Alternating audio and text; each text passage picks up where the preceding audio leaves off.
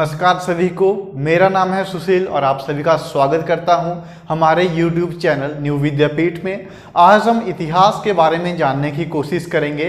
इतिहास एक परिचय या इंट्रोडक्शन ऑफ हिस्ट्री। तो सबसे पहले इसका शाब्दिक अर्थ देखते हैं कि इतिहास का शाब्दिक अर्थ क्या है। ठीक है जी, तो ये आपको याद रखना है। यह 3 शब्दों से मिला के बना है इति, जिसका अर्थ है आपका इस प्रकार, इस प्रकार। नेक्स्ट है आपका अ का अर्थ है वास्तव। ठीक है जी, तो नेक्स्ट हुआ आपका अ का अर्थ हुआ वास्तव। और नेक्स्ट रहेगा आपका हास, यानी कि इसी प्रकार वास्तव में हुई घटना। ठीक है जी, तो हास का अर्थ हुआ है वास्तव में घटित घटना। यहां से आपको एक बात पता चल रही होगी कि इतिहास में जो है उन अतीत की घटनाओं के बारे में ही बात की जाएगी जो वास्तव में हुई हो। ठीक है जी, किसके बारे में बात की जाएगी? जो सच में हुई हो, वही हम क्या बोलेंगे जी, वही हमारा इतिहास होगा। चलिए बात करते हैं इतिहास में क्या क्या सम्मिलित है या इतिहास में कौन कौन सी घटनाओं को इंक्लूड किया जाता है। ठीक है जी, तो सबसे पहले आपको याद रखना है इतिहास में किसको बोलेंगे हम, तो इतिहास में कौन सी घटनाएं आएंगी? जो अतीत की घटनाएं, अतीत की घटनाएं। कौन सी घटनाएं? जो अतीत की घटनाएं। भौगोलिक यानी कि ज्योग्राफिकल, भौगोलिक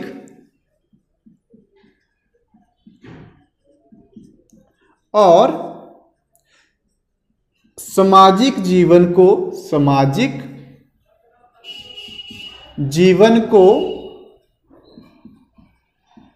प्रभावित करती हैं, जीवन को प्रभावित करती हैं। ठीक है जी, कौन सी घटनाएं? जो हमारे या तो भौगोलिक जीवन को प्रभावित करेंगे। फॉर एग्जाम्पल भूकंप आया हो, तुर्की में आजकल आप देख रहे हैं भूकंप आया, तो वो क्या बन जाएगा? वो इतिहास बन जाएगा। कैसे? क्योंकि एक भौगोलिक घटना है। सामाजिक घटना के बारे में बात करी जाए तो महात्मा गांधी जी के द्वारा काफी सारे सामाजिक आंदोलन चलाए गए। ठीक है जी, या फिर कोई ना कोई सामाजिक घटना आपको हर दिन देखने को मिलती है, तो क्या होगा? वो भी आपका इतिहास में गिना जाएगा, जिससे हमारा समाज प्रभावित हुआ हो या फिर हमारा भौगोलिक जीवन प्रभावित हुआ हो। चलिए अब बात करते हैं इतिहास में और क्या सम्मिलित होगा। तो याद रखना है इतिहास में क्रमबद्धता का होना जरूरी है, सीरिएशन का होना जरूरी है। ऐसा नहीं है कि अभी की बात हम 1901 की बात करें और फिर सीधा 1757 में चले जाएं, ये पॉसिबल नहीं है। इतिहास की जब भी बात की जाएगी तो उसमें क्रमबद्धता का होना जरूरी है। तो नेक्स्ट बात आपको याद रखनी है यहाँ कि क्रमबद्धता का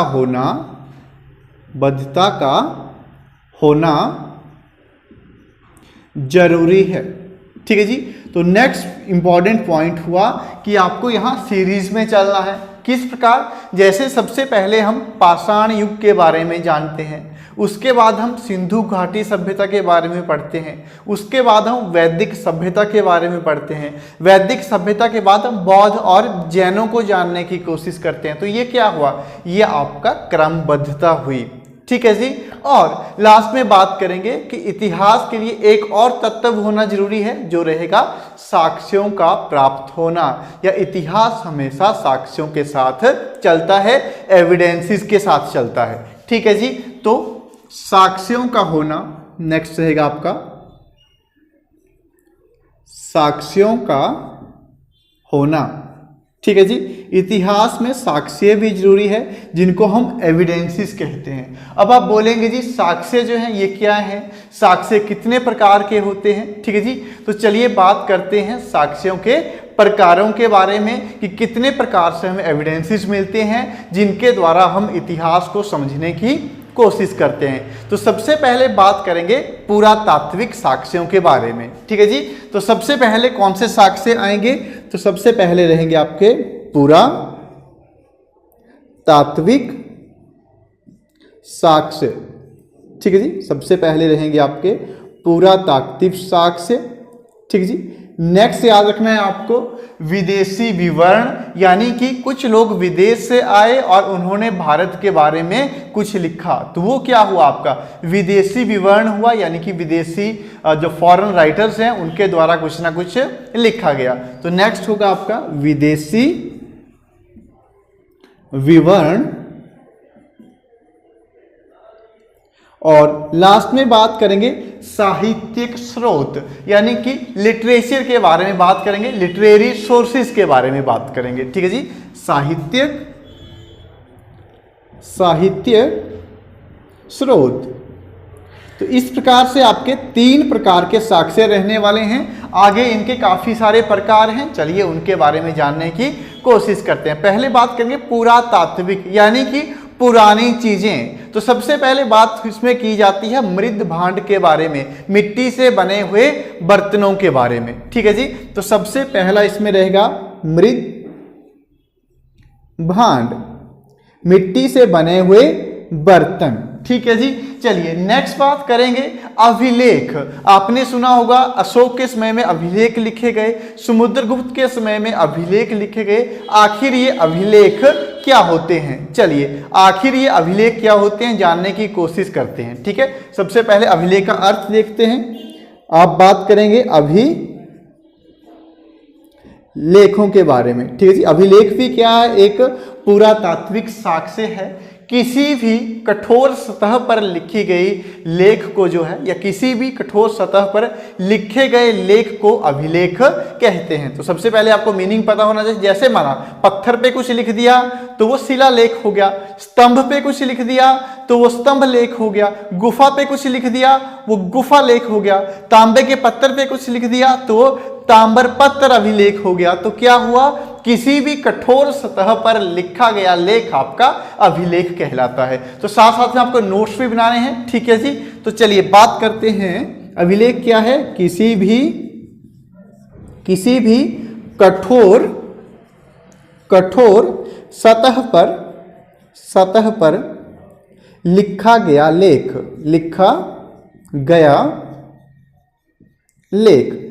ठीक है जी।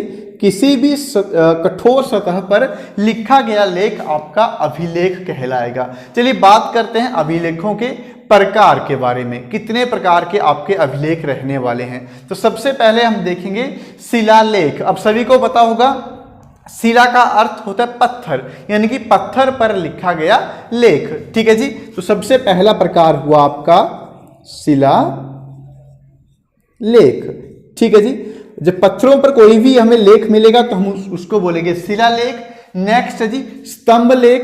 नेक्स्ट रहेगा आपका स्तंभ लेख, यानी कि पिलर एडिक्ट, जो आपके स्तंभ है, पिलर हैं, उनके ऊपर जो लेख लिखा जाता है उसको हम स्तंभ लेख कहते हैं, ठीक है जी। नेक्स्ट रहेगा आपका गुहा लेख, यानी कि गुफा पर लिखा गया लेख, गुहा लेख, जो कि किसके ऊपर लिखा गया है? किसके अंदर लिखा गया है? आपके गुफा के अंदर लिखा गया, ठीक है जी। नेक्स्ट बात करेंगे ताम्र पत्थर अभिलेख। ताम्र पत्थर अभिलेख, जो कि तांबे के पत्ते पे लिखा गया अभिलेख, वो आपका क्या कहलाएगा जी? ताम्र पत्थर अभिलेख कहलाएगा, ठीक है जी। नेक्स्ट बात करेंगे, आपसे एक बार क्वेश्चन पूछा भी गया था, प्रशस्ति लेख से आप क्या समझते हैं? प्रशस्ति लेख से आप क्या समझते हैं? तो याद रखना है राजा की तारीफ में लिखा गया लेख आपका प्रशस्ति लेख कहलाता है। तो इसका एक और प्रकार है आपका प्रशस्ति लेख। प्रशस्ति लेख ये क्या है जी आपका? तो राजा की तारीफ या प्रशंसा में लिखा गया, ठीक है जी। राजा की तारीफ में या प्रशंसा में लिखा गया लेख आपका प्रशस्ति लेख कहलाता है। एक और रहने वाला है मुद्रा लेख, यानी कि किसी भी मुद्रा पर कुछ लिखा गया है या कुछ लाइनें लिखी गई हैं तो वो मुद्रा अभिलेख कहलाएगा। ठीक है जी, आई होप आपको अभिलेख के बारे में आइडिया लगा होगा कि अभिलेख क्या है। ठीक है जी, और अभिलेख के कितने प्रकार हैं। चलिए बात करते हैं, मोस्ट इंपॉर्टेंट आपका रहने वाला है विदेशी विवरण। अब विदेशी विवरण क्या है? कुछ लोग फॉरेन से भारत में आए, ठीक है, और उन्होंने क्या किया, भारत के बारे में कुछ ना कुछ लिखा। तो फॉर एग्जाम्पल जैसे कि आपके रहने वाले हैं, मोस्ट इंपॉर्टेंट है आपके, एक है फायान। फायान, और फायान क्या है? एक चीनी यात्री है।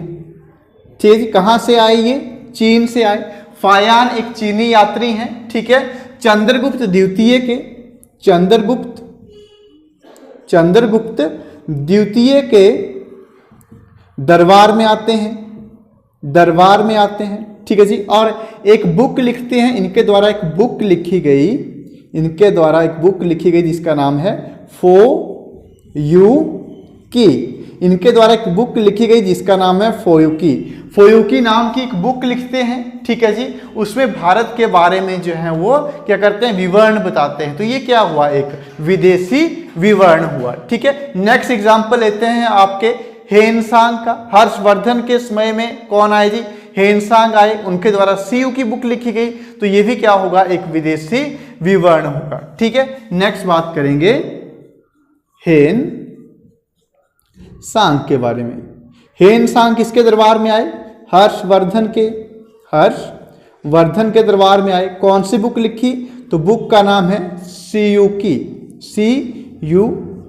सीयू की बुक जो है किसके द्वारा लिखी गई? तो सीयू की बुक जो है वो हेनसांग के द्वारा लिखी गई। किसके दरबार में आए जी? हर्षवर्धन के दरबार में आए थे।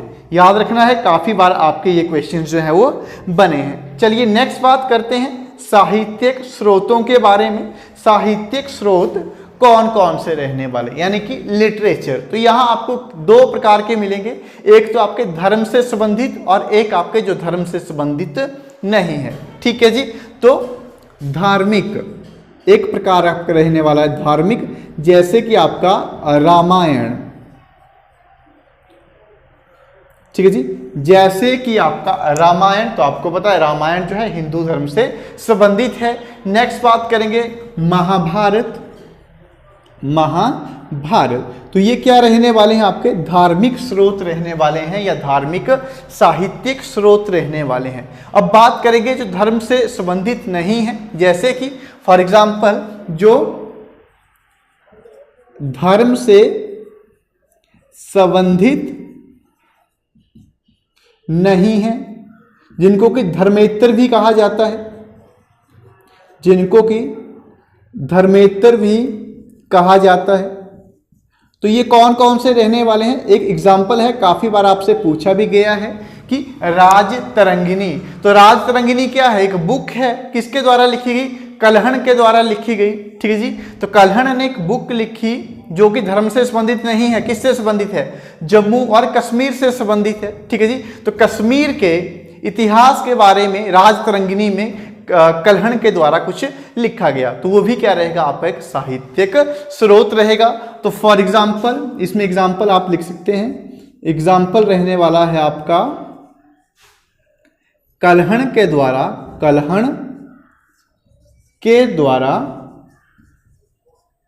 लिखी गई राजतरंगिणी।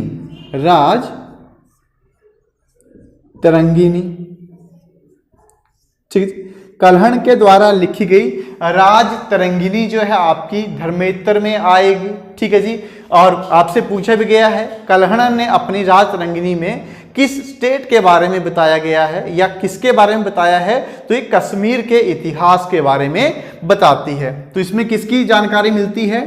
तो कश्मीर के इतिहास के बारे में, कश्मीर के इतिहास के बारे में हमें यहाँ जानकारी मिलती है। तो ये क्या हुआ जी, आज हमने कोशिश की क्या जानने की? सबसे पहले तो इतिहास के शाब्दिक अर्थ को जानने की कोशिश की। उसके बाद क्या जाना कि इतिहास में क्या क्या सम्मिलित है।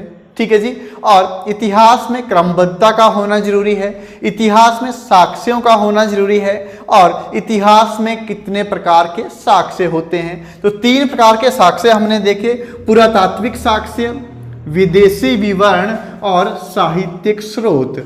ठीक है जी, 3 प्रकार के एविडेंसेस जो है, साहित्यिक स्रोत हो, चाहे आपके विदेशी विवरण हो या फिर आपके पुरातात्विक साक्ष्य हो। ठीक है जी, इन सबको मिला के जो है आपका इतिहास बनता है और इतिहास लिखा जाता है। आई होप आपको ये वीडियो पसंद आई होगी। अगर आपको ये वीडियो पसंद आई है तो चैनल को सब्सक्राइब करें, वीडियो को लाइक करें और शेयर करें। धन्यवाद।